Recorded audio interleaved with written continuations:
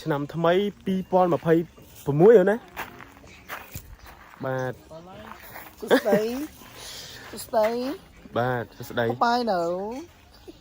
មើលមុខនឹងដល់ហូបបាយហើយដែរបាទមើលមុខហើមអញ្ចឹងនេះត្រូវកែវឲ្យយើងជុំមួយប្រូកែវទៀតបាទបាទមានអារម្មណ៍មិនដល់ មានអារម្មណ៍សบายជាមួយនឹងខ្ញុំ DJ យូ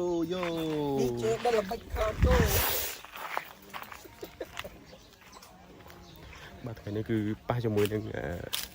បងជំរាបសួរបង មកសួរ បាទថ្ងៃយើងមានអារម្មណ៍បែបដែរបាទ